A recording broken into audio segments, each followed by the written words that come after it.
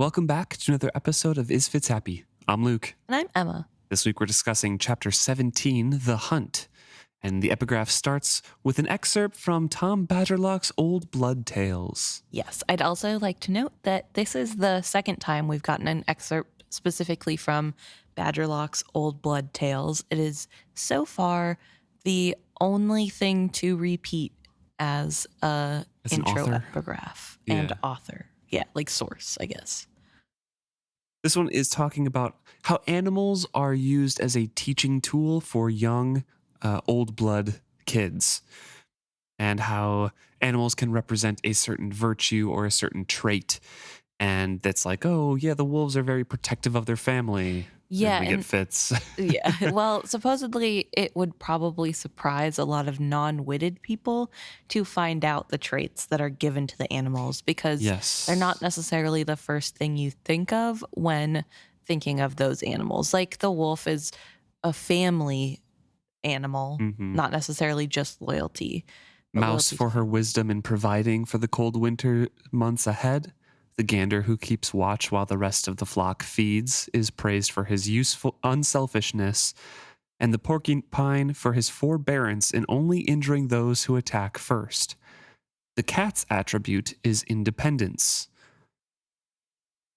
So we get a little bit of that, and then there's also a small tale told in the middle of this as well of a woman who is trying to bond with a cat, and the cat keeps asking the woman to do different things, and the woman happily does it, like brush her hair or whatever. And at the end of that, the woman asks again, hey, so can we bond? And the cat's like, no, because there has to be a give and a take in a bond, basically. The cat refuses, saying, "If I bonded with you, you would be the poorer, for you would lose that which you love best about me. For it is that I do not need you, yet I tolerate your company." It is, the old blood say, a cautionary fable meant to warn a child not to seek a bond beast who cannot take as much from the relationship as it gives. Yes, so that comes up as a plot point here between the cat and Dutiful. And actually, it's really between Paladine and the cat, and Paladine and Dutiful. Yeah, it's really interesting. It's hard to tell if through the little excerpt we get, this means old-blooded people generally frown upon bonding with cats in general, or if it's just used as a tale. It has nothing to do with the fact it's a cat. That's just the easiest attribute to explain it with. Yeah, I think so. independence. I think it's that one. Yeah, because I was like, oh, it kind of seems like they don't like cats. But then I was thinking about it and I'm like, well, the Brazingas all Yeah. bond cats, it seems. I don't think that's like an abnormal animal to bond. And they're not saying like, oh, if you're dedicated to your family, you have to bond a wolf. You know, it's just Yeah, like they're yeah. taking an animal's trait and teaching children about. Yeah, about the lessons of Yes, how to be a good person.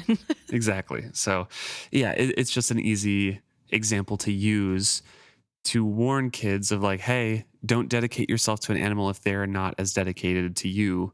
You have to be partners in this. Yes. And then we join in with Dutiful hunting Paladine, the woman, the mysterious woman Right. who is talking in his head. Which seems to leave off or start up where we left off last chapter, which was Fitz going to bed and Nighteyes on a hunt. Yeah. So as he sleeps, he skills out to Dutiful. And Dutiful is begging the cat woman, or I guess the woman, The woman, yeah. the mysterious woman, Paladine, to just let me just see you. Mhm. And she is not letting him. It is why I have brought you here where there are no distractions. Be the cat.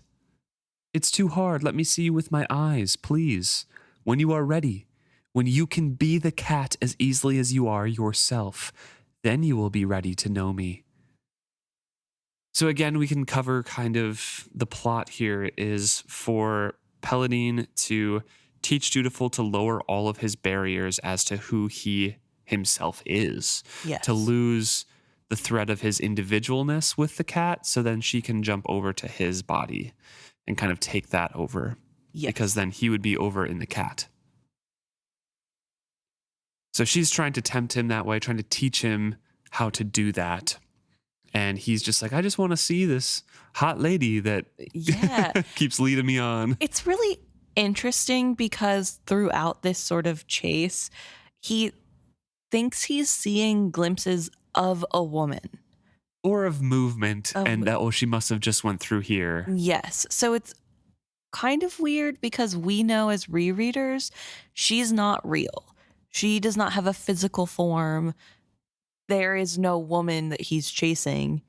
And he keeps almost glimpsing her. And when he says, please just let me see you, she responds with, you already have, keep trying. So she's saying no, but also that she's shown herself to him.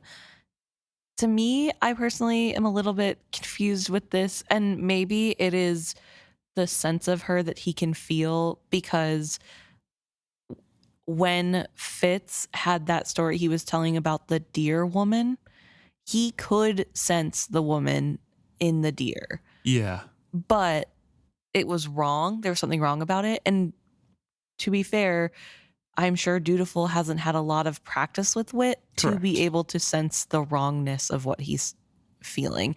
And he could also be brushing off the wrongness as fear of wit, and or he's going against the duty that he's been pressured into his whole life. Yeah. So there's a lot of ways for him to overlook something that doesn't feel right. But he is chasing after what he thinks to be a real woman here.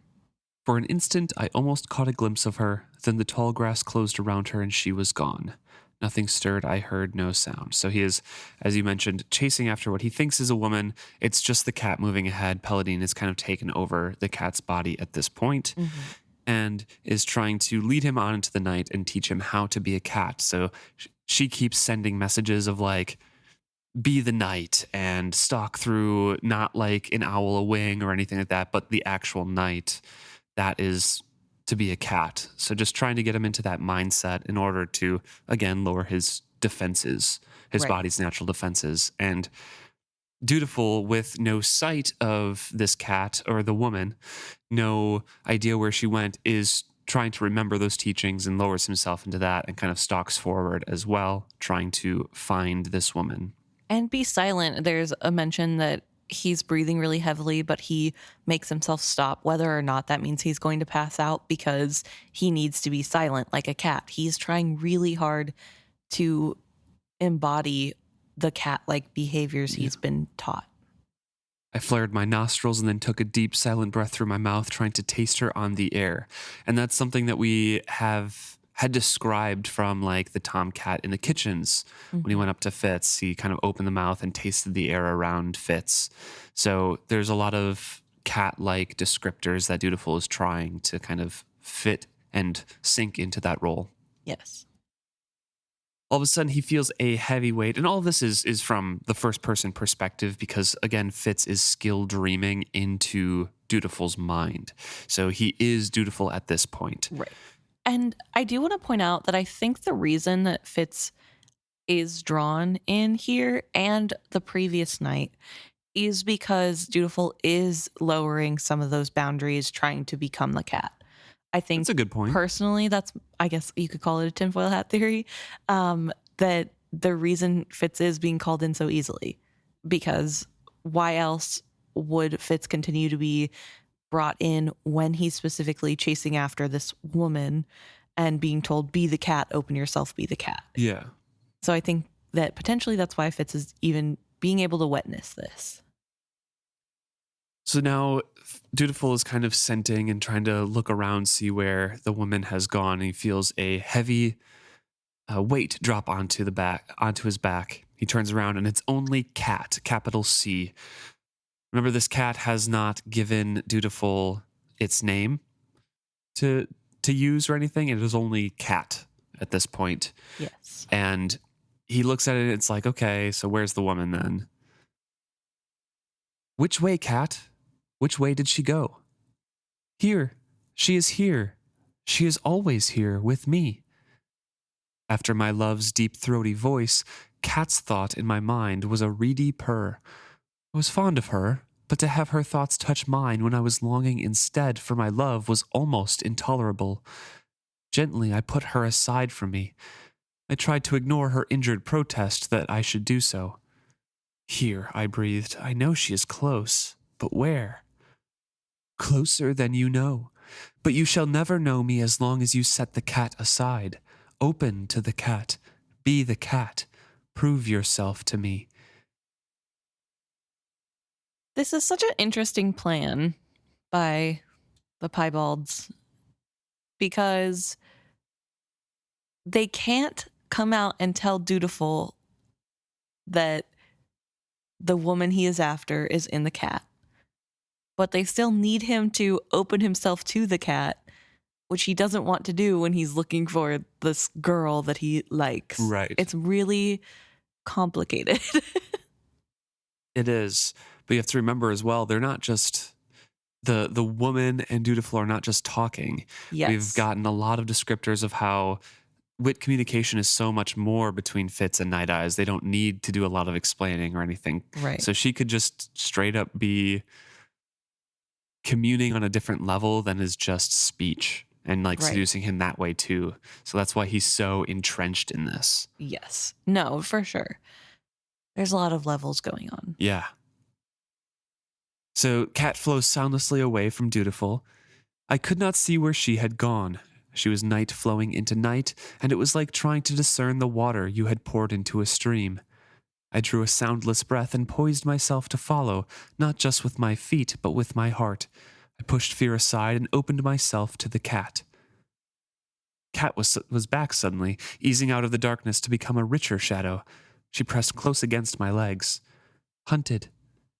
Yes, we hunt. We hunt for the woman, my love.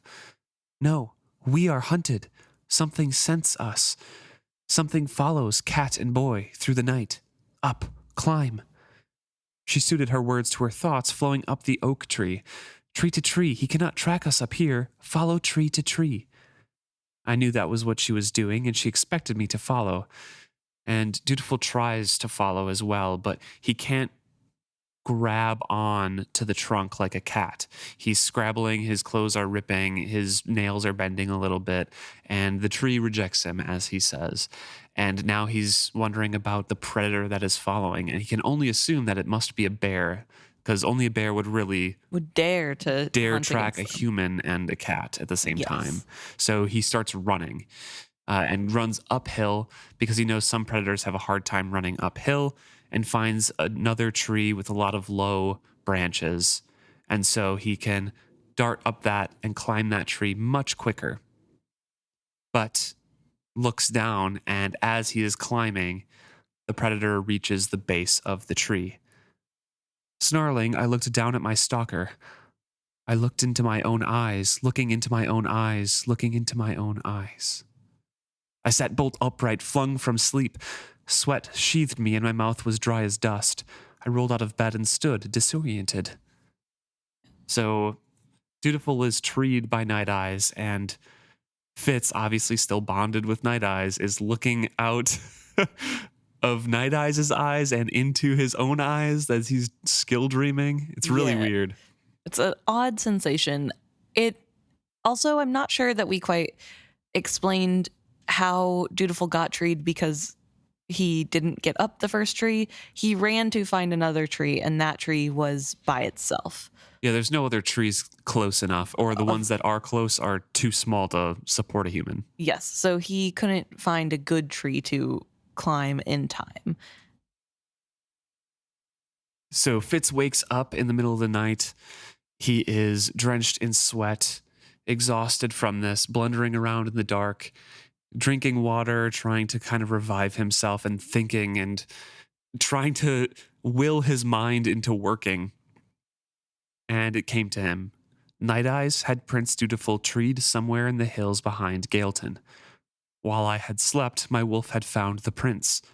But I feared that the prince had discovered us as well. How much did he know of the skill? Was he aware that we had been linked? Then all wondering was pushed aside. As the lowering storm is suddenly loosed by a bolt of lightning, so did the flash of light that seemed to fill my eyes herald the clanging of the skill headache that dropped me to my knees. And I had not a scrap of elf bark with me. But the fool might. And it was his only thought as he's kind of groping and trying to find the fool. Right. Before we get into that, I just want to ask, do you think that Dutiful also felt the moment of looking into the eyes of himself, looking into his eyes, looking into his own eyes? I think there must have been something there because they are skill linked at the time that happens. So there must be some, I don't know, some blending of thought in that.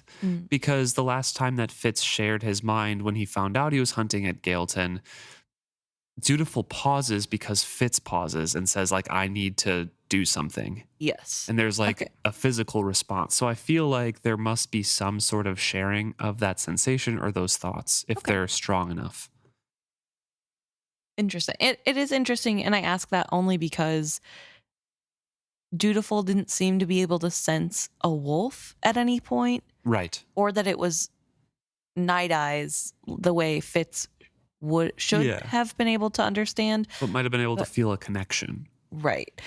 So I think it's really interesting in that way because so this is one of the few times we're going to get a different perspective of firsthand perspective of how somebody uses the skill. And I wanted to point out this whole conundrum because whenever Fitz is using his skill, wit, whatever, mix, blend, but wit especially, he does seem to be really aware of what is around him, who is around him, and what type of animal. Even throughout the stories or the books that we've read in his point of view, whenever he's in the wilderness or anywhere, it seems like he can tell pretty quickly if other animals are around and what animals they are. Whereas here we have Dutiful, who is trying to open himself up with the wit, who is using the wit as far as we can tell, especially because he's conversing with a partner, but isn't sensing a wolf coming at all. His cat has to tell him there is something coming to them, but he doesn't at any point sense the wolf until he can see the wolf firsthand. And I thought that was a really interesting detail because we have Fitz who would have at once been able to sort of suss out. And I don't know if that's like a difference between how cats hunt versus dogs, or if it's because there's a difference in the way Dutiful and Fitz use their wit. I personally chalk it up to the difference between being trained and knowingly using wit. Because Fitz had bonded multiple times when he was young. He used it constantly, didn't talk to humans. Dutiful is fresh. 2 weeks maybe coming into this, 3 weeks coming into it and using his wit, basically. I don't think he understands how to extend himself because Fitz kind of describes that as a purposeful choice to kind of reach out and like see what's around him and to, you know, extend your thoughts. And so I think that Dutiful is just so focused on this woman that's all his attention is on. Okay. Even when the cat comes in, he's like, I don't really care that much. Don't butt in on my conversation. So I don't think he's at all knows the extent of his abilities, one, or two, is even trying to reach out. Or maybe he doesn't even know that he can do that. Okay. So I think it's kind of just that difference of training and experience. Yeah. I feel like training's a strong word because I don't think either of them are technically getting trained, so to speak. Well, Fitz did with Black Rolf. Well, yeah, you know, he eventually did, but before that, I would still consider it training because he and Nighteyes worked on it. They worked like trying to talk through their differences and what things meant, and they had a lot of communication as equals, kind of talking to animal to human. Okay. So I don't know. That's what I think because this is just human to human using the wit. Yeah. So there's no trying to understand the natural world. That's fair. This. Yeah, that is a difference. Okay. I don't know. I just thought it was really interesting because it's so different. It is really different. And I know that we know Fitz is doing it wrong. he has been told multiple times by multiple witted people he's too open and that's not how you're supposed to. It's dangerous the way that he's doing it. But it's really interesting then to get firsthand experience of another witted person not using it that way. Right. Because it feels so, I guess maybe it's just my feeling, but in my opinion, what Dutiful is doing feels so surface level comparatively because he isn't aware. We are getting a secondhand account as well. So maybe we can't feel everything that Dutiful is. And we're only just getting his thoughts and the communication, but not all of his senses. I don't know. Well, even if that's true, he still is surprised by his own cat jumping on his shoulders. He doesn't notice it coming before it's there. Yeah. I don't know. I just thought it's a really interesting way to look at the wit that we haven't gotten before, and we probably won't really get again. I guess a little bit with B, but that's also different because B doesn't really have a companion animal. She just can talk to Nighteyes, weirdly. Father, but that's like already in her head, and it's it's like a weird different thing. So that's why I'm saying like this is sort of all we get. Yeah. So the fool is sleeping in his room, and Fitz is trying to find his way over there, and his headache is so bad he just kind of says, "Hey fool, it's me. Nighteyes has Dutiful treed, and I need elf bark like I'm hurting." And he stops himself because he remembers the scene from last night and doesn't know if he's just going to find only the fool in his bed or if that lump under the blankets could be Laurel as well. But the fool rouses to his voice and say, "What's going on?" And it's just the fool there. So the fool says, "Fitz, are you hurt?" And Fitz kind of sits down on the edge of his bed and says, "No, yes, it's the skill, but we haven't time for that." And he explains the whole thing like, "I know where the prince is. He was hunting with his cat. Nighteyes has the prince treed right now. The wolf has him treed somewhere in those hills. If we go now, we can take him." "No, we can't. Use your common sense." "I can't. My head is cracking like an eggshell." "Why can't we go get him?" I asked piteously. "Walk your thoughts through it, my friend. We dress and creep out of this room, get past the stable folk to take our horses out, ride through unfamiliar country by night until we come to where the prince is up a tree with a wolf at the foot of it. One of us climbs the tree and forces the prince down. Then we coax him to come back with us. Lord Golden miraculously appears at breakfast with, I imagine, a very disgruntled Prince Dutiful. Or Lord Golden and his man simply disappear from Lady Brisinga's hospitality without a word of explanation. In any case, in a few days, a lot of very uncomfortable questions are going to be asked about Lord Golden and his man Tom Badgerlock, not to mention Prince Dutiful." He was right. We already suspected the Brisingas were involved in the prince's disappearance. Bringing him back to Galekeep would be foolish. We had to recover him in such a way that we would take him straight back to Buckkeep and no one the wiser. I pressed my fingers to my eyeballs. It felt as if the pressure inside my skull would force them out of their sockets. "What do we do then?" I asked thickly. I didn't even really want to know. I wanted to fall over on my side and huddle into a miserable ball. And the fool goes on to explain, well, the wolf will have to keep track of the prince. I'm going to have to do stuff at the hunt, send you back during the hunt with some excuse so you can, find the prince and find Nighteyes, and I'll make up some excuse so we can leave early on, and I'll cover for you. And that's just like the best plan that they have. Yeah, I'm just wondering, do you feel as though this is a good idea on Lord Golden's part, or do you think the fool is too wrapped up in his persona to make a good choice about what's happening right now? I don't know. What do you think about it?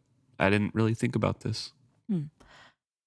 I feel like a little bit as though this is a bad choice by Lord Golden, or I guess beloved, because what does it matter if there's bad rumors about Lord Golden and his man disappearing in the night and Dutiful? These people are committing a crime, right? What are they gonna say? What is going to be the social reaction that they can say if they know Lord Golden has just disappeared with the prince? You know what I mean? Like, sure, they could say he left without saying anything. He could turn around and say, yeah, I found the prince and took him home. Now what? Found the prince? The prince was never missing. Well, What do you mean you found the prince? You're a foreign noble and all of a sudden you have the prince?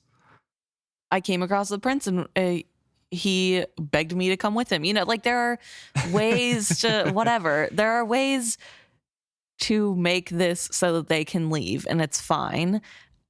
The people that he's worried about offending are criminals as far as they know. I don't think he's worried about offending them.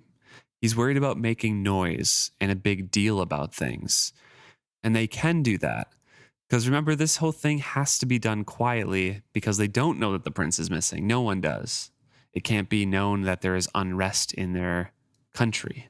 Right. Well, then why can't Fitz do it alone? Why can't he go out and get the prince now and leave? And then Lord Golden can complain about not being able to find a good serving man who stays working for him. All he did was beat him a little last night, and now all of a sudden he doesn't want to work. Ugh, millennials these days. Maybe. You know what I mean? Fitz isn't really in a position to do anything right now. He could give him elf work. He could.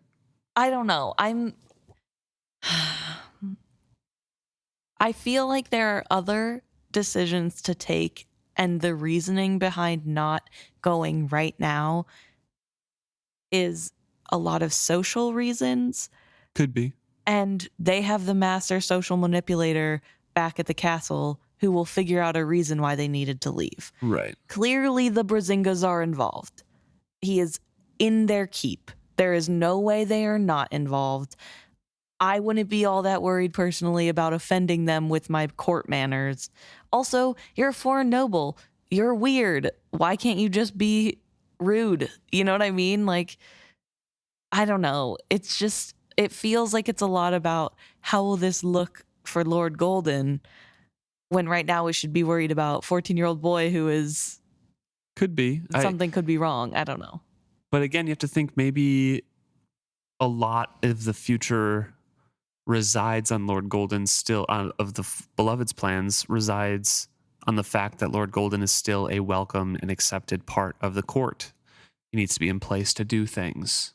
You know, maybe the fool doesn't want to jeopardize that. Yeah. I don't know. It's tough because Beloved has never been the planner. He's never been the intelligent one to plan ahead, really. I don't think that's fair. What plots and schemes has he planned out, really?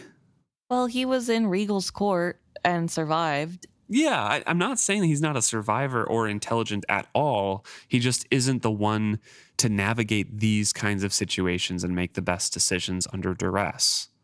He wasn't trained for that. If Fitz was in a better mindset, maybe he could do it. Shade, obviously, as you mentioned before, is kind of the best at it that we know of. Just saying that the Beloved is fallible a little bit. Well, yeah, but I'm just saying... It might not be...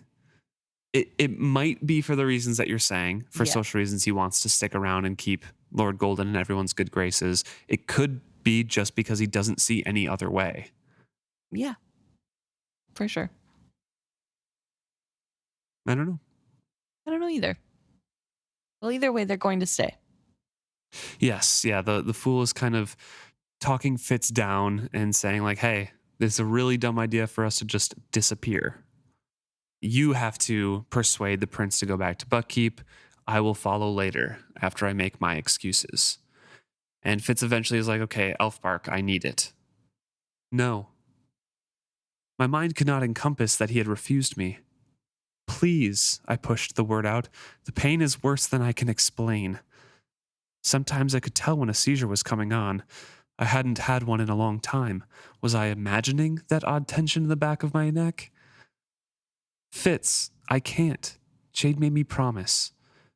In a lower voice, as if he feared it was too little to offer, he added, I'll be here with you. Pain tumbled me in a wave. Fear mingled with it. Should I come? No. Stay where you are. Watch him. I heard myself say the words out loud as I thought them. There was something I was supposed to worry about in that. I recalled it. I need elfbark tea, I managed to say, or I can't hold the limits on the wit. They'll know I'm here.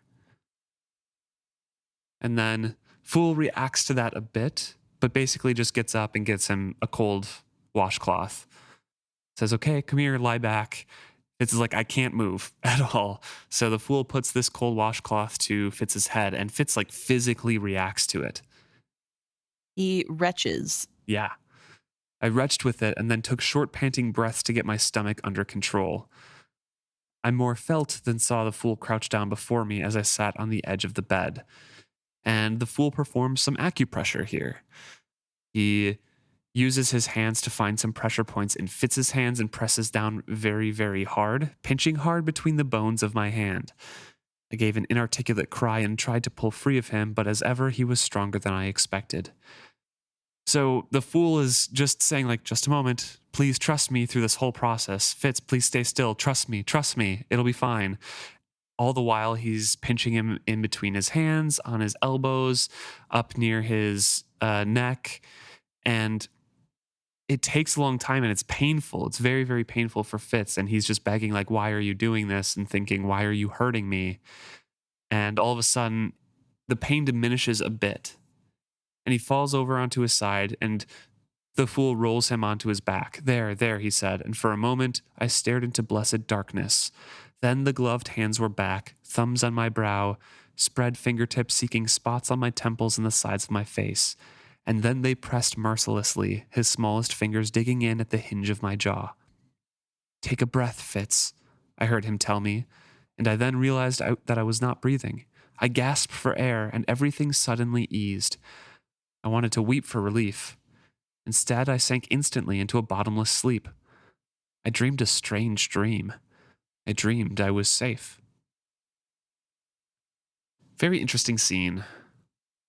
Yeah, it's really sad to me because we have Beloved trying so hard to help Fitz in a way that they know is painful to Fitz physically, but knowing that it will work, or it hopefully will work, hoping it works. But they have to hurt Fitz in order for this to work. And Fitz is so out of it that he is panicking. It's hard. He can't get away from the painfulness, whether that's the pain in his head or the pain his friend is inflicting on him. But he especially can't fathom why his friend would hurt him. Right. And so it's sort of this desperate tug of war between Fitz begging his friend to stop hurting him and Beloved begging his friend to help, to believe in him and just trust him for a moment. Yeah. And it's, I think, really sad for me because I can only imagine Fitz is in so much pain. That confusion. The confusion of being hurt. It feels so much like a younger Fitz whenever he's so confused that he's feeling pain at his friend's hands. But also just thinking about how he's about to have his first seizure in a while, because later it is confirmed that he did have a seizure. A small one. And also just that that's about to happen. He's in pain. He can't really move. His friend is hurting him. I mean, how traumatic would that be considering his past, where the whole reason he has seizures is, well, no, the reason he has seizures is because he was poisoned by Regal, basically. But, I don't know. It's all of his injuries kind of accumulating. Yeah, all of it. It's just that thinking back to his pain in the dungeon, I imagine, and it makes me so sad for him. It's also really interesting to me that these skill headaches are starting to be so bad, and it makes me wonder if they have always been this bad. Like, what is making them so much worse? That's why he gets the elf bark. Well, yeah, but that's, I mean, if it is always this extent of pain after he uses the skill every time, why would he ever reach out with the skill, especially when he goes out to that bench to skill out? There's no elf bark by the bench. No, but remember connecting with someone is a lot more intense than just reaching out. Okay. And being in like, because he talks about how skilling by the ocean or like the bench or whatever and looking out over everything, he never is fully satisfied because it's always just kind of like peeking in on people's lives once in a while or hearing thoughts. Mm. And he misses that full connection. He feels lonely doing it. So I would imagine that these connections are just much more intense and use a lot more of the skill in some way, or maybe just hurt that part of his brain that is injured more so.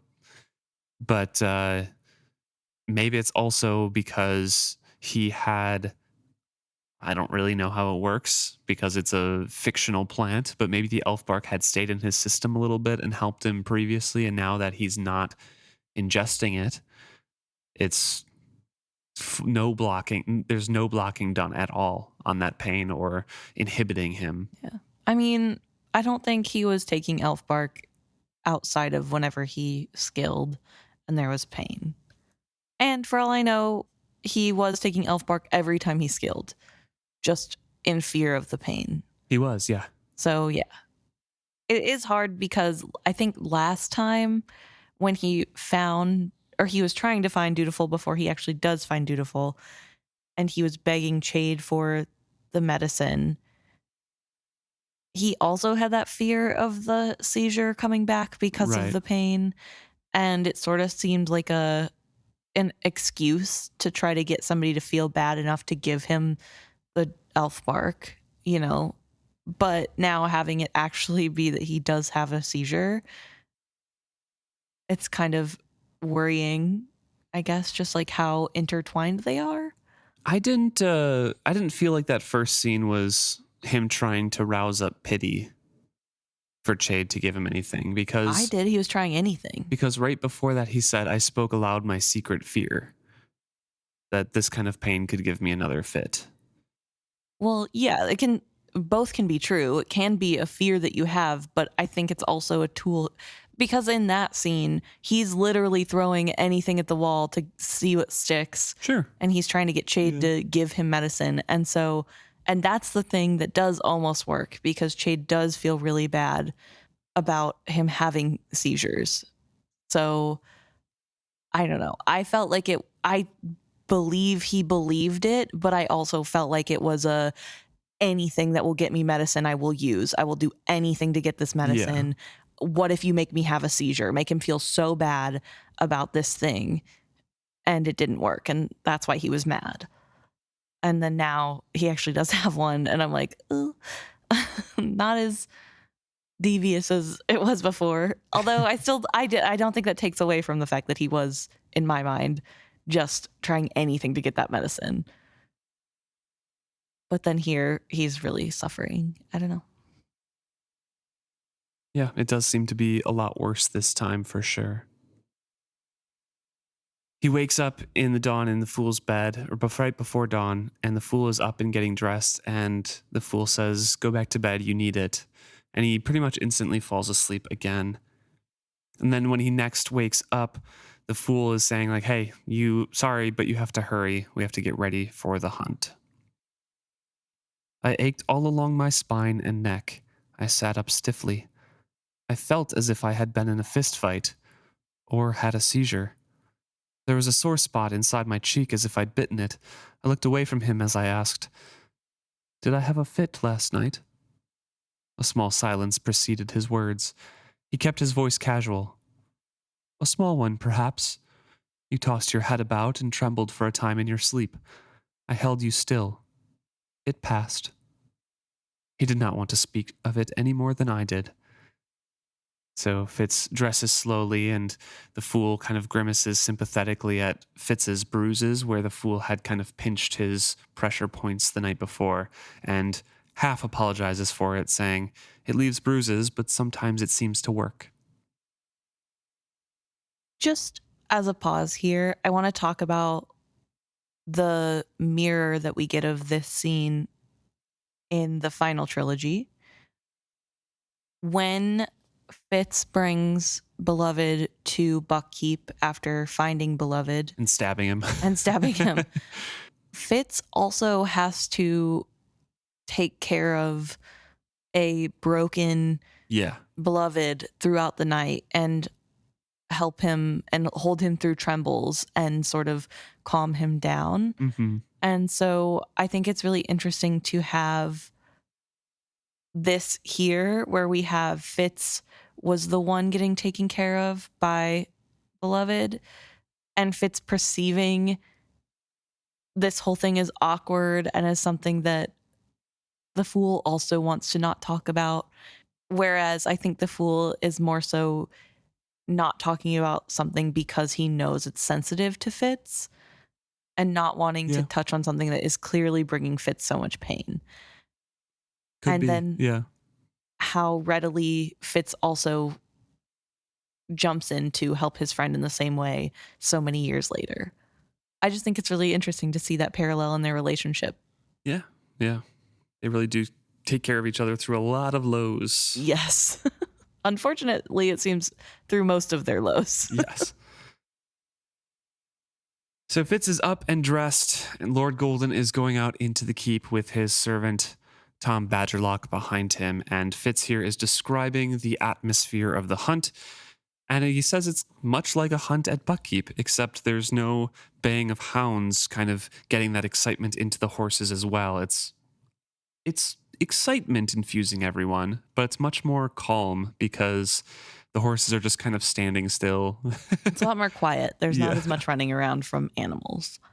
But also, Lord Grayling's daughter was always at Lord Golden's elbow, kind of chattering away. And Fitz makes a comment saying, was young Civil a little vexed and irritated by that? Yeah. Also, we do see that Fitz takes the advice that Laurel inadvertently gave him the other day by packing for the day. He adds some extra food to his pack and lots of water under the guise of having his own food to eat later, but also in case he needs it to take with him for the prince. Yeah, because the plan is for him to have an excuse to go back to the keep alone without the hunting party, then go find the prince, convince him to go to Buckkeep, and then Lord Golden will make excuses for his serving man later. Right. So the horses were brought, saddled, and gleaming from the stables. My black seemed unimpressed with the excitement in the air, and again I wondered at her seeming lack of spirit. The gathering seemed oddly muted to me, and then I smiled to myself. There was no excited baying to lift the heart and infect the horses with excitement. I missed hounds. The hunters and their attendants mounted, and then the cats were brought forth on their leads. He's just a dog person, you know? Yeah. I mean, it also makes sense, though. I mean, every other hunt he's ever been to in his life has included hunting dogs. And grew up around hunting dogs. Yeah. Was raised by one with Vixen. Right. So, of course, it's going to feel weird in this moment where it's this thing you've done over and over again throughout your life, but there's just one thing missing, and it's the dogs. But the cats do come in, and the cats are really odd to Fitz. They're being led by a lead, but they have these sleek bodies. They're tawny in color, but at certain angles you can tell that they have some subdued spots. dappling. Yeah. Yes. And they are so sleek and walking through the horses as though the horses are sheep, but their tails are long and slender and seem to have a mind of their own because they're going crazy. And then, to his surprise, the cats are let off their leads and they gracefully jump up onto their little pillows behind their masters. Yeah, they seemed to need little guidance to their owners, and each of them jumps up, and Civil's kind of pats him on the shoulder, and he leans back, and they bump heads, and there's obviously affection between Lady Brisinga and hers. So Fitz is looking at them saying there has to be wit in both of those Brisingas. I'm almost positive of it, but it was controlled to an extent I had not imagined possible. Under the circumstances, no matter how I longed for the touch, I dared not quest out towards Nighteyes. His silence to me was so absolute, it was like an absence. Soon, I promised myself, soon. Also, it should be mentioned that the type of cats right now are all group birds. Yes. So all of these cats that we're seeing they are the one specific kind. The other ones were the Elenix or something. Those are not present today for the hunt. Correct. It seems to be, at least. Yeah, it seems all group birds are hunting. So really interesting. But we know that that's sort of the bread and butter of the Brazinga's cats. That's mostly what they have. They have a few of the other kind too, I think. They said. Well, the Elianics are the local ones to the Brasinga's area. The Groupards are the ones that the Graylings have, and were the traditional hunting cats that were always. So the Brasingas have some of those too. But they are off. They go to the hunt, and Fitz talks about how, because of his position, he has to hold back a little bit. Yep. So all the noble people are at the front talking and walking towards the hunt, and he's a little ways back. And he talks about how the dust on the roads here is really weird, where it's pretty hard packed, but as soon as it gets up into the air, it becomes a fine sort of mist. And within minutes, he's wishing he has a handkerchief to cover his own face because the dust is getting everywhere. It's like in his face, and he is annoyed that he has to be in the dust cloud because he is a serving man. Then as they go, they crest a hill and some birds are found. And he says, I think the flock of birds we rousted there surprised even Avion, but everyone reacted quickly. I was too far back to see if a signal released the cats, or if the beast simply reacted to the game. These were large, heavy-bodied birds that ran wings open and beating. Before they could lift from the ground, several never made it to the air, and I saw at least 2 brought down on the wing by leaping groupards. The speed of the cats was heart-stopping. They flowed from their cushions, leaping to the ground impactlessly, and shooting after the fleeing birds with a speed like a striking snake. One cat actually brought down 2 birds, seizing one in her jaws, even as her clutching paws clasped one to her breast. I had noticed 4 or 5 boys on ponies riding behind us. They came forward now, game bags open, to take up the prey. Only one groupard was reluctant to relinquish her kill. I understood that she was a young hunter and her training still incomplete. So these cats are amazing hunters. It's quite a feat well trained to see them. Mm-hmm. And they get a lot of game. And it seems like they're hunting turkeys. I was thinking more like geese. Okay. Because they would like run before they take off a little bit. But I don't know. It could be like any big bird or fantasy bird. Yeah, it could be. I mean, we do know that there are like there's owl bears or something. No, that's a Dungeons and Dragons thing. Well, no, but there was one of the times in the first trilogy, Fitz describes there was some sort of like 4-legged. I thought it was kind of like a deer kind of thing, but it like was weird. I think there's 2 specific times when we heard of random beasts that were definitely fantasy beasts. Okay. But yeah, who knows? I was just thinking turkeys because I don't know much about geese, but I don't think geese hang out in the woods. No, true. I feel like they're more waterfowl, but yeah. What do I know? I'm not a bird person. No, that's true. I just lived in the woods. But yeah, so he's watching this hunting and kind of impressed with how quick the cats are and accurate at their hunting. And effortless. Yeah. It's definitely a different sight than what the dogs do and are capable of, I suppose. But he also notices that as the game birds are being collected, they are stopping first at Lord Golden so that he can see what was caught and look at their tail feathers. And he does select a few tail feathers from them. And then he calls Tom Badgerlock over and says, put them in the case right away so they are not marred. The case? The feather case. I showed it to you when we were packing at Buckkeep. Saw's breath, man. You have not left it behind, have you? Ah, well, you shall have to go back for it. You know the one. Of tooled red leather with a felted wool lining. It is most likely amongst my things at Galekeep, unless you have left it at Buckkeep. Here, give Huntswoman Laurel the feathers to carry until you return. Make haste now, Tom Badgerlock. I need that case. And so, without any further ado, he's kind of let go of the hunt and ignored. So he can freely go back with an excuse now. And he reaches out to Nighteyes, saying, I come. Better late than never, I suppose, was the grudging reply. Right. So there is a case. Fitz does know the case that Lord Golden is speaking of, but he is sort of annoyed because he was never told that was a feather case. So he is able to act out his part here well because he doesn't know what Lord Golden is talking about exactly and is annoyed about not knowing all the details and being expected to know. But he does know that is the excuse. This is the moment. Right. But when he reaches out to tell Nighteyes that he's coming, right after Nighteyes responds, he says, "I pulled in my horse and sat still. Wrongness flooded me. I closed my eyes and saw through the wolves. It was a nondescript area." So he then goes on to find the wolf, and he's not really sure how he does it, but it's like the wolf said, it's like when you itch, you know where to scratch. Right, exactly. And he goes, but I want to talk about that wrongness flooded me. What do you think the wrongness is? Is it somebody listening into the wit? Is it the fact that Nighteyes is hiding that he's hurt? I think it's that. I think it's Nighteyes' response and how he's acting, and like they're finally connected. So now Fitz can realize that something happened that is bad.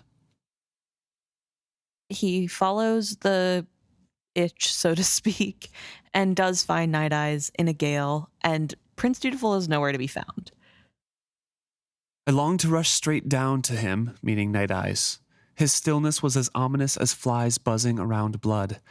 I forced myself to cut a wide path around the dale and go slowly, reading the ground and breathing deep for any scents that might linger.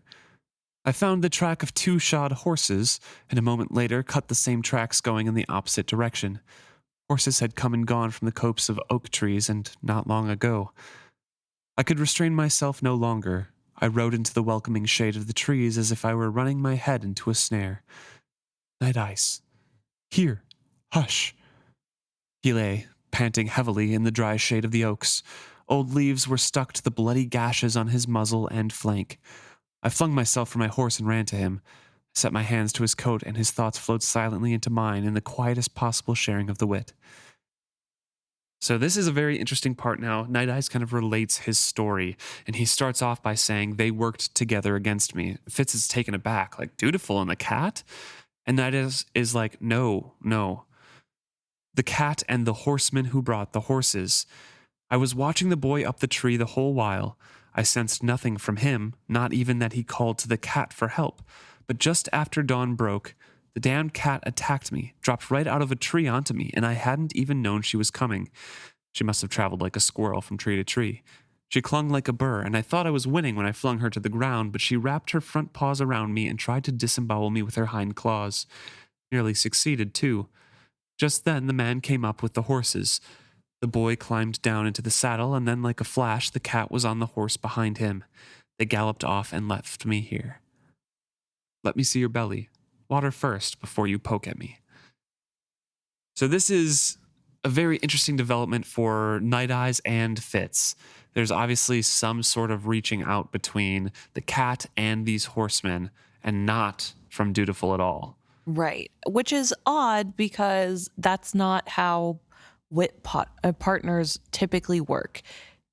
And I think we were told this by Black Rolf through Fitz's telling of his time with the Old Blood, but it doesn't seem as though it's common for witted animals especially to just communicate with a human that isn't their partner. Correct. It's extremely rare. it has happened, or they'll let, like, I think Black Rolf. Cats. Yeah, cats seem to be weird, but they're not, the ones that he's been in contact with haven't necessarily been bonded. Right. Yeah. So that's also different.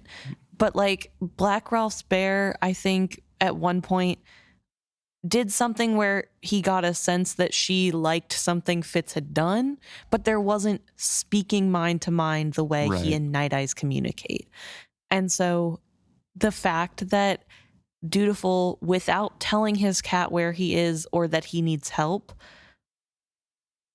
his cat is communicating with someone else to go get the help is weird and sort of a human concept, and not necessarily what animals would do. I mean, I guess pack animals might get pack for help, but I don't necessarily know that that counts for this cat. Right. And especially to get a human and not more cats.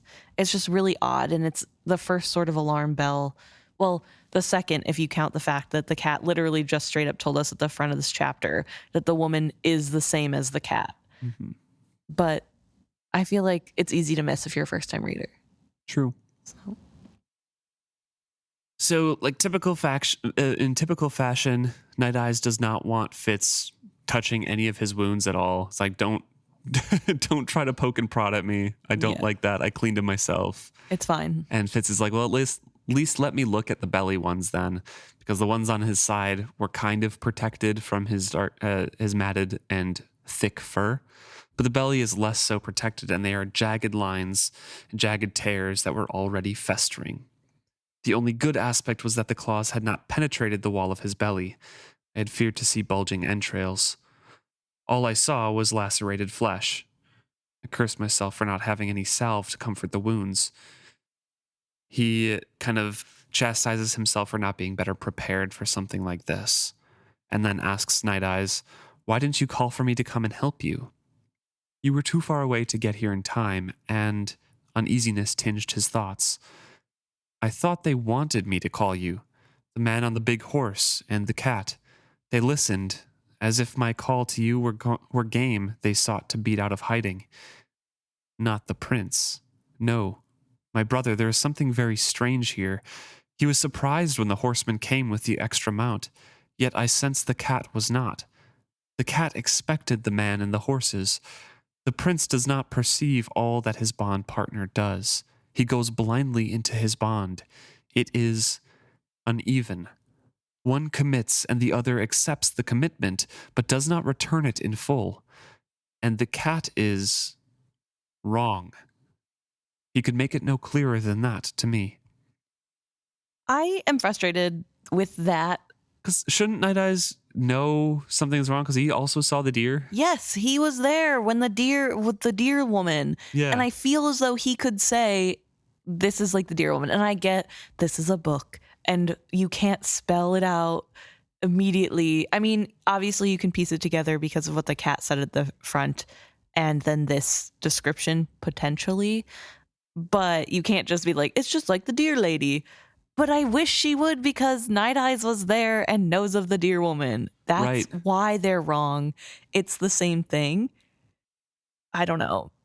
But maybe it's different because the deer woman, that seemed more equal. Like they were equally each other. Whereas with the cat, the woman inside the cat is more powerful. Taking over sometimes, or at least exerting individualness. Yeah, so maybe it's different in that way. And because Nighteyes is an animal, he can't sort of grasp the nuance. Right. And in a way that he could explain to Fitz. I'll give it that, because otherwise it's really frustrating to think about. But also, it's really interesting here to think about the fact that Nighteyes can tell what is happening between the cat and the guy on the horse.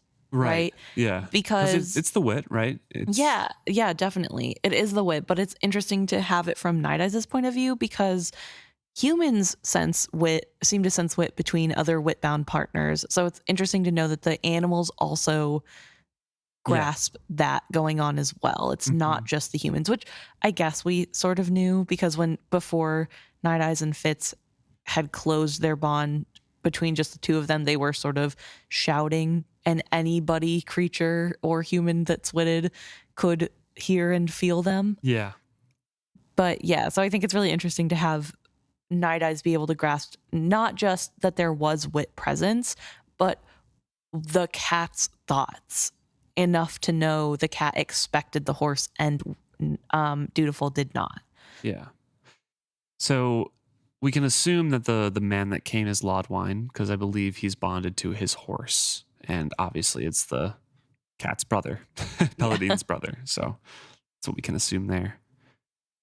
So Fitz has another realization. Okay, we had the prince, but now the prince is gone. Someone he had not summoned had arrived to carry him away from Nighteyes at precisely the moment the cat was diverting the wolf.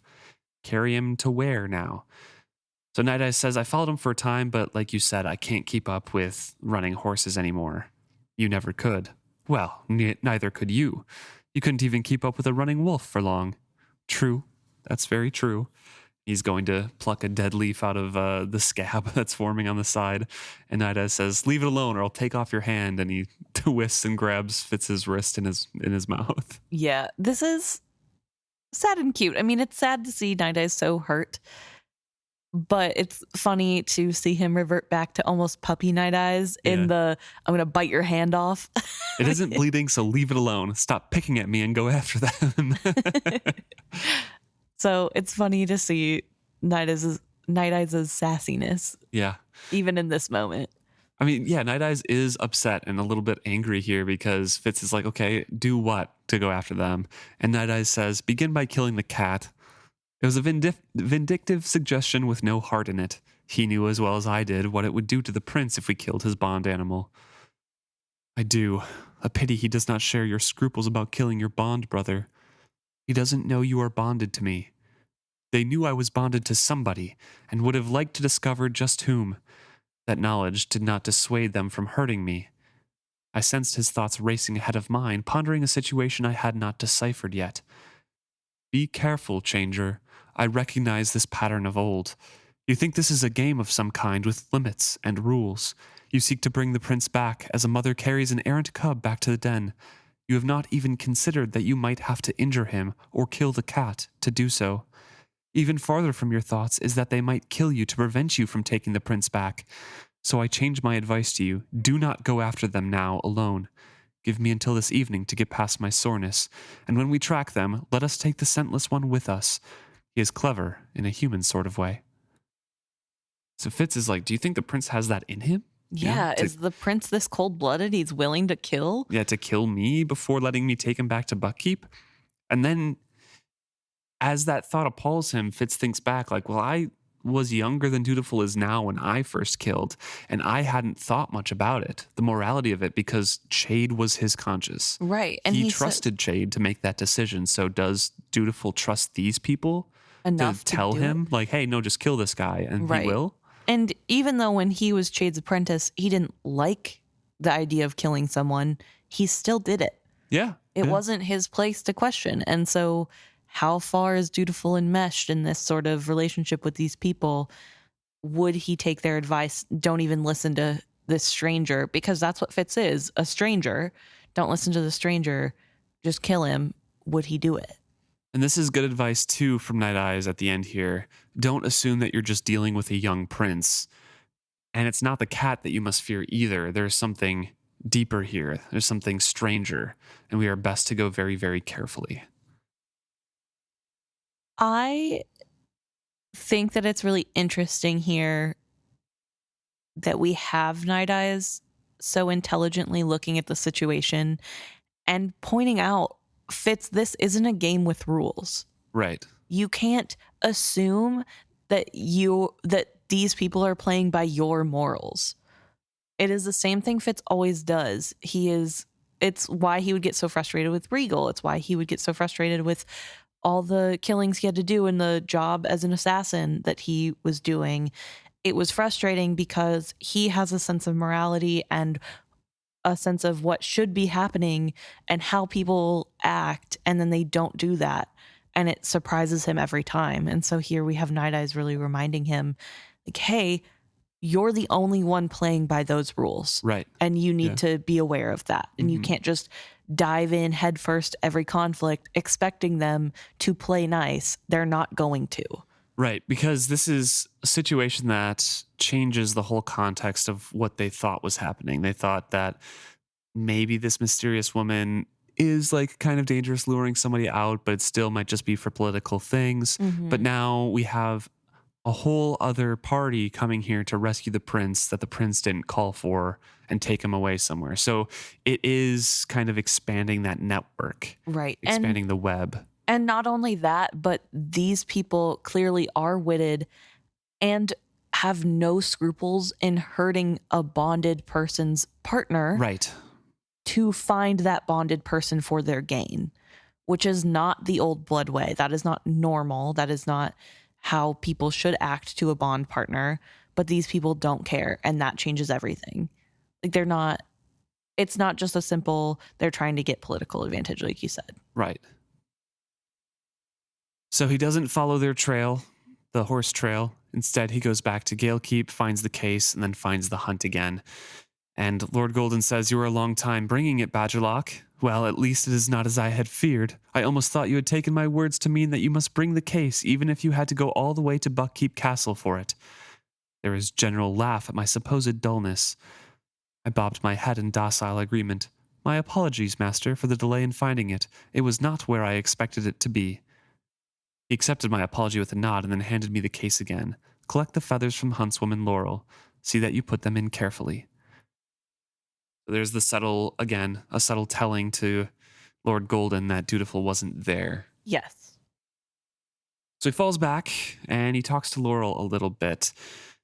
And she has a substantial amount of feathers at this point. Yes, it's not just a few. Yeah.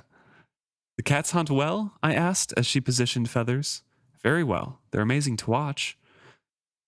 And he asks then, "Do you think they're going to hunt much longer?" "Oh, I doubt it. Lord Golden has kind of hinted that the sun is wearing on him. So they're probably going to go back pretty soon." That would suit me well also. The others were a distance away now, talking amongst themselves. She closed the feather case and handed it back to me. We rode side by side until we caught up with the hunting party. She turned in her saddle to look at me and met my eyes as she said, "Last night, Tom Badgerlock, you looked a different man. You should take more care with your daily appearance. The effect is well worth your effort." Her words left me speechless. She smiled to see me struck dumb, and then left me behind with the other attendants as she spurred her horse forward to ride at Lord Golden's stirrup. I do not know what words, if any, passed between them, only that soon the hunting party decided to return to Galekeep. So Fitz is kind of struck dumb, like, "Oh, what? You think I looked cute? Wow." Yeah, he can't believe somebody thought he looked nice, besides himself and the fool. But it's just as well that they go, because it seems as though even the cats are getting uninterested in the hunt. Yep. Especially with the sun rising so high in the sky. So the nobles turned their horses and set spurs to them, hastening back to Galekeep's thick stone walls. The rest of us followed as best we might. My black easily kept their pace, though I had to ride in their dust. So the nobility retired to wash the dust off and don fresh clothing and everything like that. And Fitz follows Lord Golden as he strode ebulliently through the halls. I hastened to open the door for him and then shut it behind us after he had passed through. I fastened the latch quietly. Fool asks what happens, and Fitz fills him in. And the fool then asks, "Will he be all right?" "The prince? I hardly know. Nighteyes." "As well as he may be. I'll take him more water and meat when I return. He was in pain, but not like to die of his injuries, though I had not liked the look of the inflamed scratches." The fool almost seemed to answer my thoughts. "I've a salve that may soothe his hurts if he will let you use it." "I doubt that he will, but I will be glad to take it all the same." And now they need to discuss how they're going to get out of Galekeep. Yeah, because they need to leave immediately and follow those horses. Yes, they need to know before the trail is gone where they went. And it's not as simple as just packing up right now and leaving. Lord Golden needs to go to lunch and explain to everyone that he's leaving and have a good enough reason as to why it needs to be right now. Right. And again, he's an eccentric kind of fellow, so it's not that hard to believe he would just sort of bore after one hunt and need to leave, but he does have to play the part and make it seem as though it's normal that he's doing this. This is correct. Just sort of a whim thing. Yeah. So he was changing up and he tells Badgerlock to pack us up, be prepared to leave by the time I return from my meal. Fitz eats some of the fruit and cheese and the stale bread that was left over from the night before, and hungrily does so, and then starts to pack. Quickly packs his own clothes, and then is wondering how he's going to pack up Lord Golden's clothes, and eventually just kind of shoves them all into one suitcase. Yeah, he's a little worried how the clothes, the nice fine fabrics of the shirts will look once they get back to Buckkeep, because they're definitely going to be wrinkly, but at least the package closed and all the clothes are inside of it. Yeah. So he goes down to the kitchen because the meal is still going on, and his old skills came in handy, and he's able to steal some meat and have it under his shirt. So he returns to the rooms and spent the early afternoon impatiently awaiting Lord Golden's return, and eventually, despite his anxiety, kind of dozes off. He wants to reach out to Nighteyes, but obviously cannot for reasons of not wanting to be discovered. And he wakes up to Lord Golden opening the door. He rolls from his bed to his feet, feeling sodden with sleep yet eager to leave, and Lord Golden has bad news. It is proving socially difficult to extricate us. There were guests at today's luncheon, and not just those we hunted with. The Brasingas seem determined to exhibit me to all their wealthy neighbors. They have planned dinners and teas and more hunts with half the countryside in attendance. I have been unable to invent a pressing enough reason for us to leave. This is damnably inconvenient. Would that I could go back to my motley and a more honest form of juggling and rope walking. We're not leaving yet, I observed stupidly. No. There's a large dinner in my honor this evening. For us to abruptly leave before that would be insult. And when I hinted that I might have to cut my visit short and leave tomorrow morning, I was told that Lord Crias from across the river had planned a morning hunt for me, and an afternoon repast at his manor. They delay you on purpose. The Brasingas are involved in the prince's disappearance. I am sure they provided food for him and the cat last night, and Nighteyes is certain that the cat who attacked him is aware he is bonded to someone. They tried to flush me out. Perhaps, but even if we were sure, I could scarcely fling accusations about, and we are not positive. Perhaps they but seek social advancement at court, or to show me their various marriageable daughters. I gather that is why the girl was at dinner last night. I thought she was Sybil's companion. She was at great pains during the hunt to tell me that they were childhood friends with absolutely no romantic interest in one another. He sighs, sits down, says she told me that she too collects feathers. Tonight after dinner she wishes to show me her collection. I am certain it is an invention to spend more time with me. Had my own needs not been so pressing, I would have smiled at his dismay. And that is a little funny, but also the needs are quite pressing, Lord Golden. Yes. Yeah. I think this is, again, part of my frustration because it feels as though Lord Golden is more important than rescuing the prince in this moment. And this one I agree with you a little bit more on, yeah. Like, I guess, yeah, last night it was sprung on him with no warning. He had no time to really think. So there's the, like, pause. Let's not run headfirst into anything. But here we know Nighteyes is in trouble, has been attacked. This is not as easy as I thought. This is a increasingly dangerous thing that they are doing. Right. But also, like, he is worried about, now I have to entertain these young noble women and pretend like I'm interested in getting married or whatever. Like, that's not that important. And who cares if you offend the Brasingas and their court or whatever? They're not even that important at court, are they? Like, who cares? I feel like there's plenty of reasons to get out of this and to just go. And maybe, as we've been talking about this, I've been trying to think why he would want to stay besides just the Lord Golden reason. And maybe he just knows that Fitz will save Dutiful, so he doesn't feel like it's as pressing because he knows the outcome. Like, he's not as stressed out about, like, let's just get out of here. But I don't know. But none of his futures are determined or set in stone. Right. None of them are. So I feel like it's still pressing for him. Like, we need to make the right decisions, and I don't know. That's the only thing I could think of is, like, maybe he's just pretty certain that this is going to work out fine. So, I mean, you could be right. It could, like, Lord Golden could be a lot more important to him than we realize because he's coming back to the first place that truly accepted him-ish. Right. But now everyone is fawning over him, and maybe he just likes that attention. Yeah. And like I said, maybe Lord Golden is important later on for being able to go along on and not insult anybody, so he can go along on these trips to the out islands and things like that. But he ends up turning into a drunk gambler. Like, that's what becomes of Lord Golden's reputation later. Because he's trying to get rid of all of his money because he thinks he's going to die. Right. He knows he's going to die. I don't know. It just is.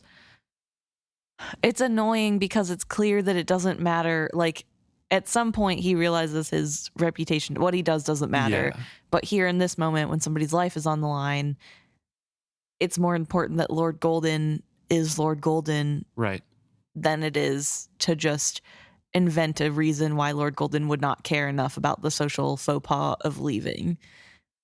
So I don't know. So for that reason, this chapter sort of frustrates me in Beloved's way that he's acting. Right. Because I don't understand. I don't understand why he would be so such a stickler for societal rules when Dutiful could be kidnapped. Yes. Because it seems like one of those things like you can excuse anything away. You're on a mission and Lord Golden isn't real. Like at the end of I think that's my problem. Maybe I'm being too much of a Fitz. I feel like Lord Golden isn't even real. Why do we care what society thinks about Lord Golden in this moment when somebody's life is on the line? He could be thinking of, I mean, this is kind of silly and a stretch, but he could be thinking of trying to protect Fitz's identity here too. Of like, if people ask too many questions of Lord Golden, maybe they're going to ask too many questions about who Tom Badgerlock is. Yeah. Okay. That's a nicer way to look into it. So he's just trying to do it as quietly as possible so they can continue serving the queen quietly. Yeah.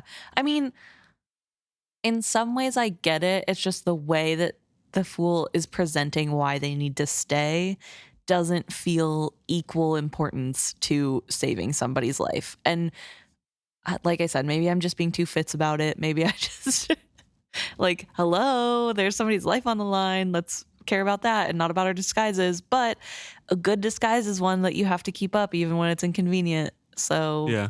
At the same time, I do understand that they do have to keep up the facade. Like this isn't just a easy fix. Yeah. It just feels like you could make it one. I don't know.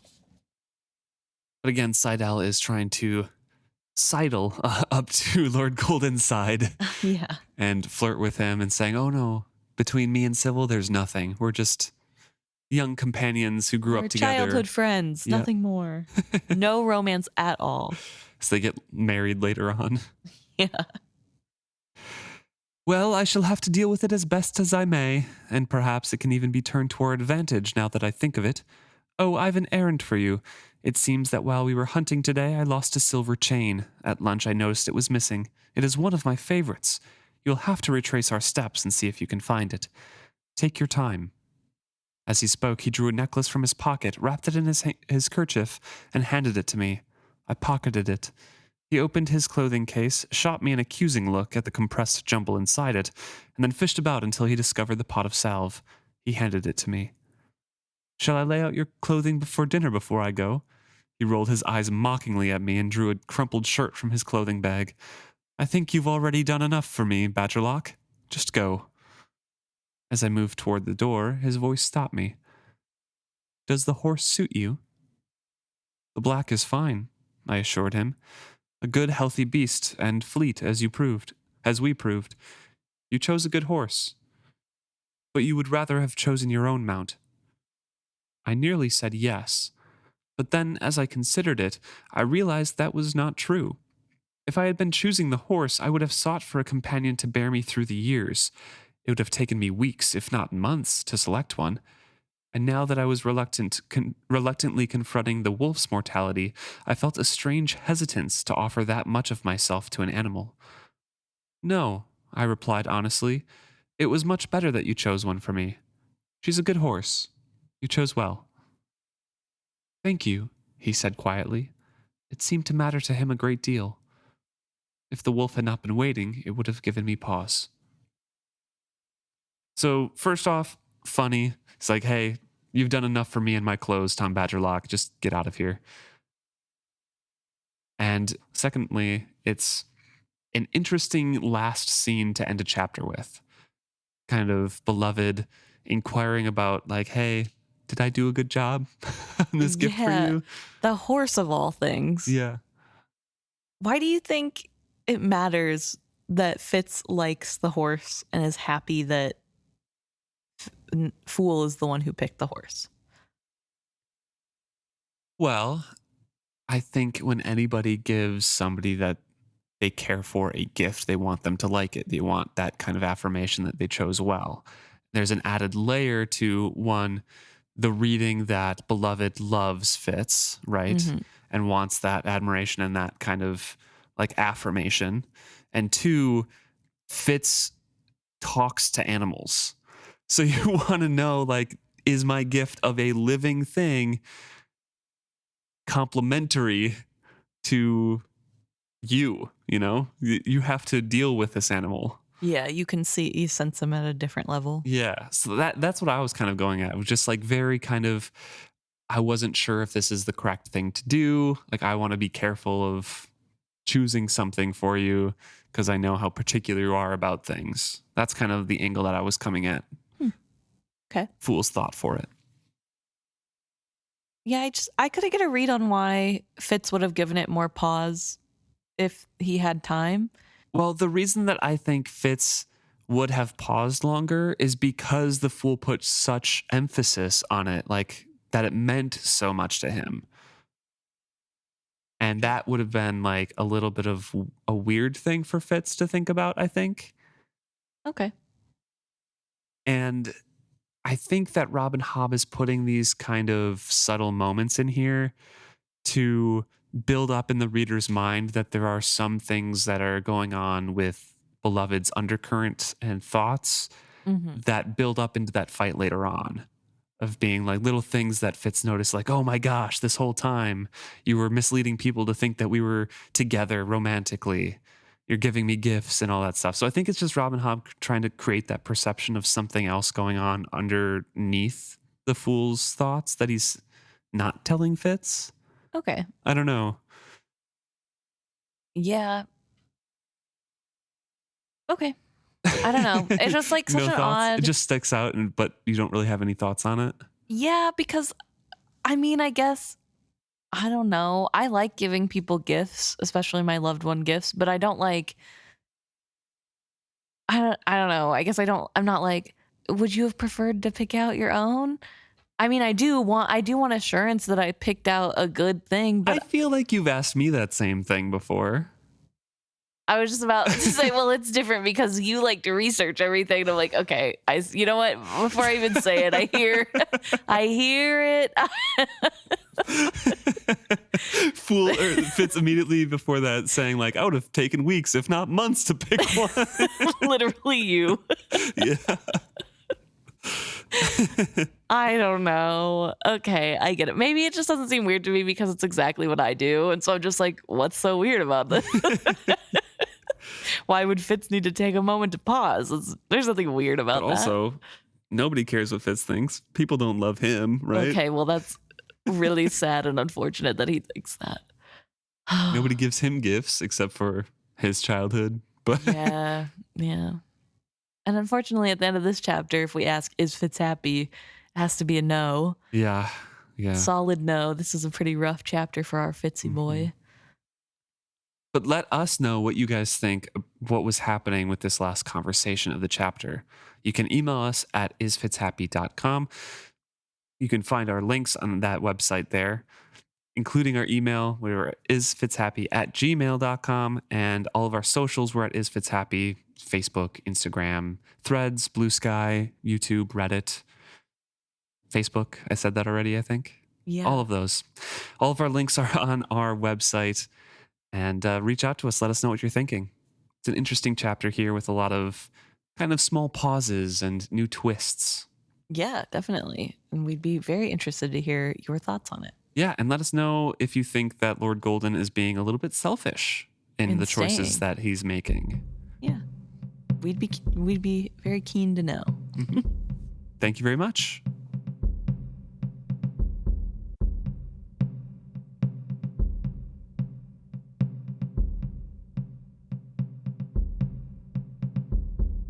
Okay. We get to talk about a few things that you guys have brought to our attention, our favorite part of the pod.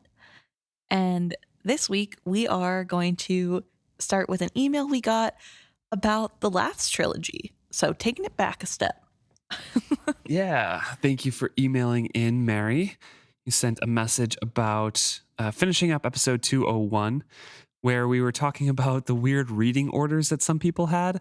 So Mary wrote in to talk about how they started with Live Ship, found out that the Rainwild Chronicles was the follow-up to Live Ship, read that, And then they found out that Fitz was a thing, so they read all of the Fitz books in order And then reread the whole series in the way correct it was, order. supposed to be read, which I think is so interesting.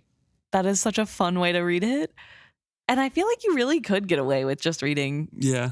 Mary does say that they'll always feel envious of those first readers reading in order, knowing that they're going to find things as they were written. Yeah. But still very interesting. Very interesting way to do it. Interesting. Mary also has a headcanon about Kennet's charm, kind of always wondering where that wizard wood came from. And I know we had a discussion on that as well. And one of the theories was that it was maybe from Paragon or from a different live ship. Yes. But I really didn't think so. But Mary kind of subscribes to that it was probably a chip that Kennet had with him from Paragon's face when he blinded Paragon. And that's because Kennet's self-loathing and some of that trauma was stored in Paragon and was supposed to be forgotten, but the charm seems to know things about Kennet. Yeah, on a really deep level. Yeah. I like the idea a lot. I don't want to say there's no way, absolutely not, because I think it's a really cool idea that as a child he hid that piece of Paragon away and just kept it. However, I don't think it's Paragon, if only because there is the scene when Kennet walks on Paragon's deck for the first time in 2 decades, 3 decades, however long it's been. And there is that feeling that they both get of connectedness.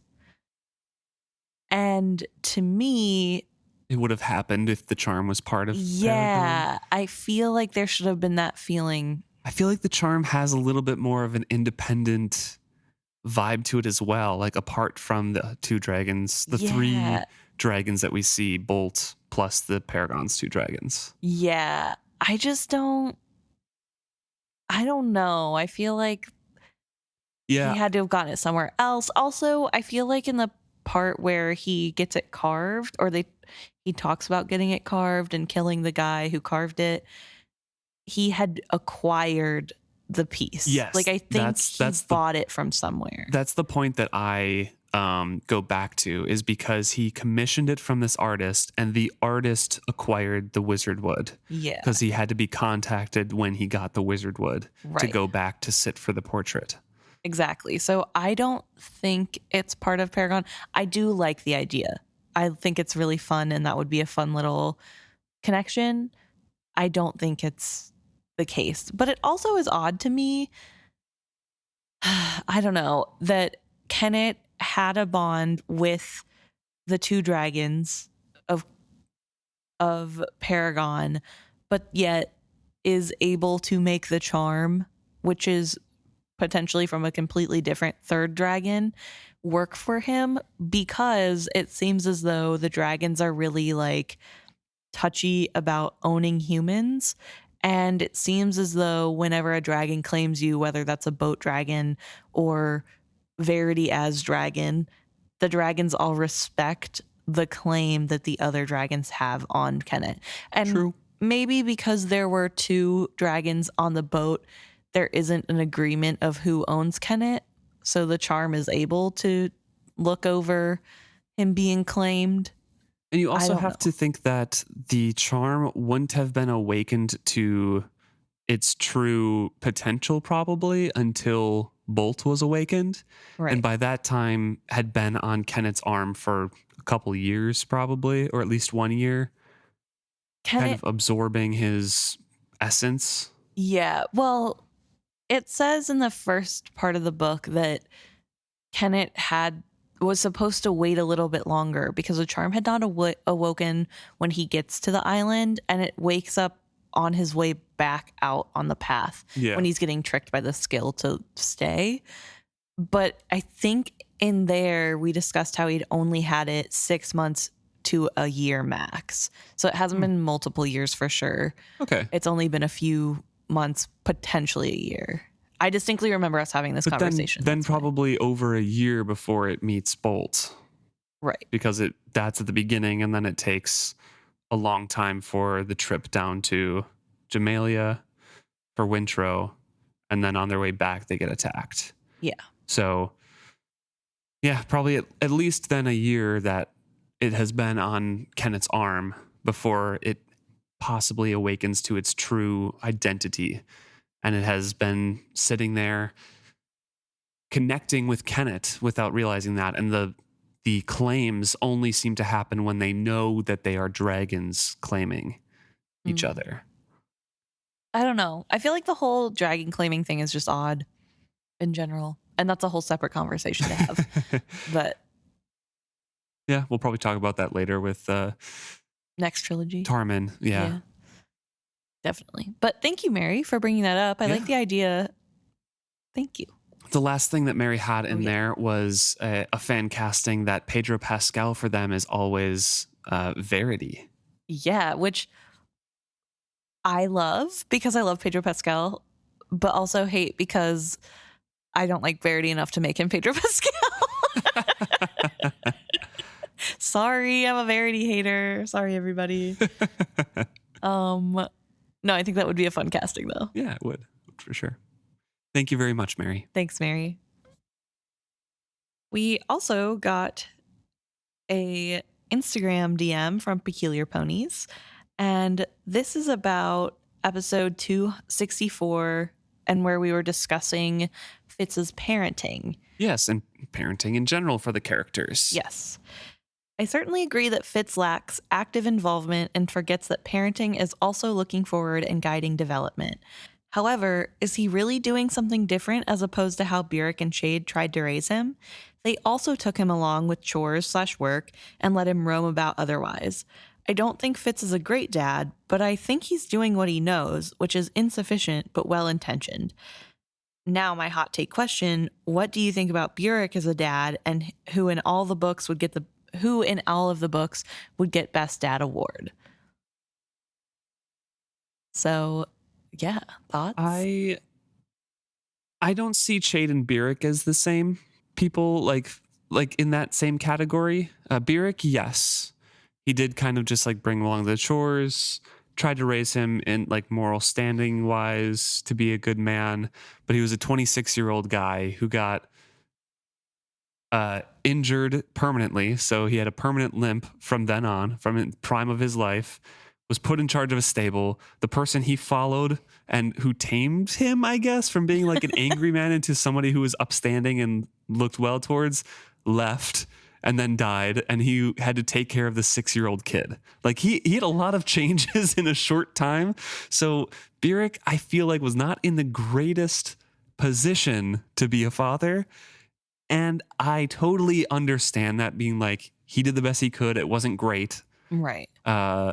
He did the best he could. He raised him kind of like he trained and raised his animals, you know? But also, in that vein, whenever he first starts taking care of Fitz when he's a child, when Fitz is really young, he doesn't know that he's going to be permanently taking care of Fitz. Like, he doesn't know how long he has Fitz, so he's sort of not caring what Fitz does or gets up to. Yeah. And then as soon as he realizes that Fitz is sort of going wild and not doing anything, he understands that he needs to step up.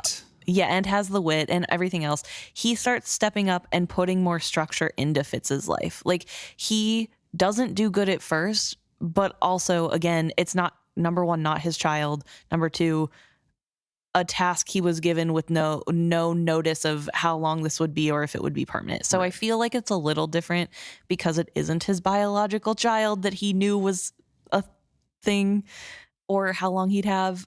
But when he does realize, he does step up and he does give Fitz the structure he needs in his life. He gives him chores to do all the time. He gives him tasks. He tells him to clean up every morning and keep himself clean shaven and whatever. Like, he is stepping into that role the longer he has Fitz and the more he understands that this is a more permanent, and does his best to get him into classes and tells Fitz to do his homework and go to school and get schooling and act as though he is the son of the prince that he is. Mm-hmm. So, but there's also, I think, throughout their relationship, that clear line that Burek tries to hold of, this isn't actually my son, this is my friend's son. And I think over time, it's like the Hap and Fitz relationship where at some point to Burek, that is his son. That's his son that's running around. But he can't say it. But he cannot say that. And I think he does it a couple points, but Yeah. not like... And also, from Overtly. Burek's point of view, it is his best friend's kid. And the person he looked up to most, his child, he probably feels he's not worthy of saying he's the father of this child. Like, there's a whole other aspect. So I don't know. And then it's different when it gets to his own kids because he is there for them the whole time and he holds them he's there when they're sick. He is taking care of them. He is giving them that structure and discipline. He is a strict parent for sure. But I think in a lot of ways, he is good about getting their needs met so long as it's not wit related. And on the other hand, the way I wanted to talk about Chade is that I don't think he played the role of a father at all. I think that eventually, because they spent so much time together, Fitz and Chade have a love for one another, and Chade kind of sees him like a son, but he didn't act like a father at all to Fitz, and I don't think Fitz saw him as a father figure. Maybe definitely a mentor and a teacher, but I think it was more so of that mentorship kind of position because Chade gave him a lot more structure than Burek ever did. Right. He had specific lessons he had to learn. He had and I know it was about like assassins and things like that, but he also, when he went to the castle, had sword practice and then the skill thing and all of these memory games and tasks that Chade had him doing. He did have a great education that way, but I don't think that was like fathering really. Right. Well, and let's think about the fact that Burek is a stable hand. Yes, he is a very important stable hand, but at the end of the day, stable master. He's a stable master and he's the very manager. important. Yeah, and he's in charge of these stable, but I don't think he would want Fitz to become good at being stable master because he doesn't think that's fitting for Fitz. Right. So he's not letting him learn the trade in a meaningful way. This isn't like, I'm preparing you to take over my job, our family business, son. This is, I'm keeping you in line with chores to keep you on the right path.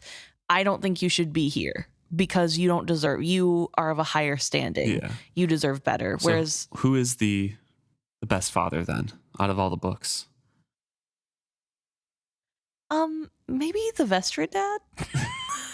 I can't even think of his name. Efren Vestrit? Yeah, you're notoriously... famously hated on by me. Yeah. No, I don't...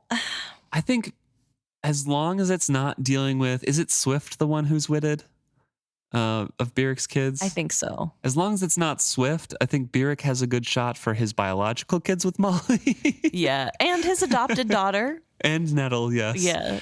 But... otherwise, no, because he's very strong. I think that way. I think King Aod. I'll say King Aod, the father of Rurisk and Kettrican. Okay, yeah. Actually, I fully agree. I think you're right. Good dad. Yep. Good dad is King Aod. 100%. Because he loves his kids and wants what's best for them and was disciplined with them, but not too disciplined and still sort of let them be their own people. Yeah. Make their own choices. Maybe Tamara's dad. Tamara's dad is a good dad. Yeah, because her mom's a piece of work, but I don't think the mom was even in the picture anymore. I thought she was, and she hates that her daughter lived because her dad saved her.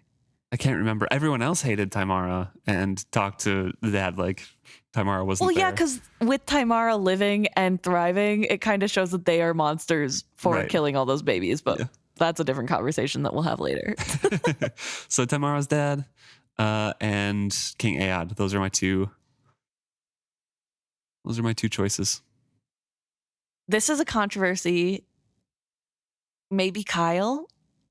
I don't think Kyle's a good person. I don't think he's a good person, but I think he was a good dad to his daughter and his youngest son. Yeah. Not to Wintro. No, we have to take Wintro out of the equation. Yeah. That's a whole different can of worms. But to his kids that he didn't see all the time, he was a pretty decent dad. And he did a lot of things for them in their future. Yes, he did. In the customs that he believed in. Correct. Yeah, in his society, he was doing the best that he knew how to. which means we have to say Errand is a good dad.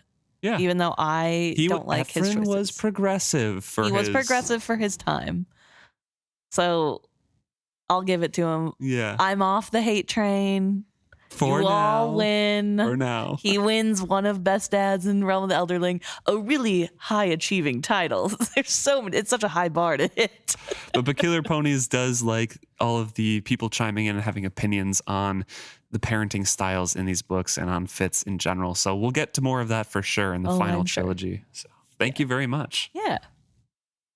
And last but not least, we had a comment on Facebook as well from Cookie Baker. Cookie Baker was the one who originally brought up the short story about hedge magic, so wants to thank the other contributor who remembered the name of that short story. Yes.